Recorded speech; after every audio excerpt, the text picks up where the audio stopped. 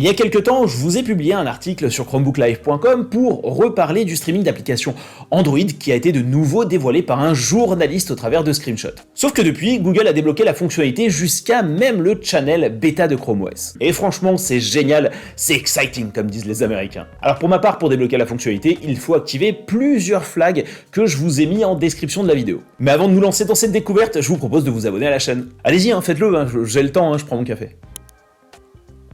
Découvrons ensemble cette nouveauté en vidéo. Alors il faut savoir que le streaming d'app Android fait partie intégrante de l'interface PhoneHub. Il faudra donc se diriger vers celle-ci pour lancer l'activation et on vous demandera d'effectuer une validation du côté de votre smartphone. Après cette validation, on se retrouve avec quelques applications récemment utilisées ainsi qu'une liste globale et comme vous pouvez le constater, certaines applications sont grisées sûrement pour des raisons de sécurité et peut-être même de cohérence et de stratégie. Cela dit, je ne comprends pas pourquoi Google Podcast ne fonctionne pas alors que YouTube oui. Et au passage, n'oubliez pas de vous abonner au podcast Chromebook on Live. Donc grâce à cette fonctionnalité, vous allez utiliser des applications de votre smartphone comme si vous utilisiez votre smartphone. Cependant, rien n'est exécuté sur le Chromebook, par contre ça l'est côté mobile, mais en arrière-plan, c'est donc invisible. Et le tout est exécuté dans une interface réduite qui pourrait ressembler à un format smartphone sur votre Chromebook et je trouve ça plutôt bien fait. Ce que j'ai réellement apprécié, c'est le fait de pouvoir éviter de sortir son téléphone portable tout en gardant l'interface classique des applications mobiles et surtout d'éviter de dupliquer les authentifications du côté du Chromebook. C'est donc un réel plaisir que de pouvoir contrôler ses lumières Philips Hue et de par exemple jeter un œil à ces différentes caméras connectées comme j'ai l'habitude de le faire sur mon Pixel 7. Autre gros point positif de cette fonctionnalité, c'est la capacité à pouvoir directement discuter sur les réseaux sociaux sans limite de réponse que peut nous imposer Chrome OS au travers des notifications et toujours sans devoir se loguer aux différents services alors que vous avez oublié vos mots de passe. Donc chatter sur Messenger, WhatsApp ou bien partager des tweets, c'est un vrai gain de temps et donc un régal. YouTube fonctionne très bien, il est affiché par défaut en mode portrait, la vidéo tourne à la perfection sans sensation de latence au niveau de la voix avec un son qui est transmis par le Chromebook et si vous tentez le paysage, ça fonctionne très bien également.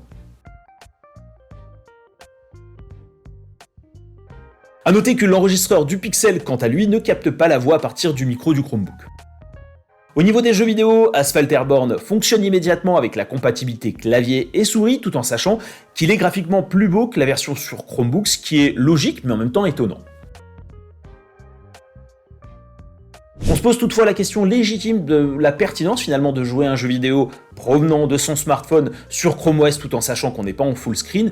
Peut-être que pour les fermiers en herbe qui ont besoin de faire une récolte quotidienne sans devoir sortir leur smartphone, ça peut être effectivement intéressant. Mais si la latence est aussi réduite que cela, eh bien on pourrait imaginer Google proposer l'option full screen sans devoir de notre côté dupliquer la version du jeu sur Chrome OS.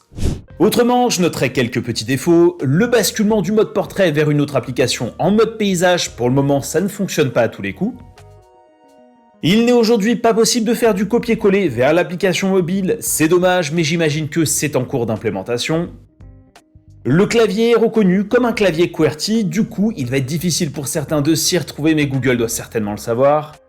Aussi, j'ai tenté de passer des coups de fil, une chose qui aurait clairement de l'intérêt et qui fonctionne déjà sur Windows avec mobile connecté, mais je pense que c'est une fonctionnalité qui n'est pas encore disponible.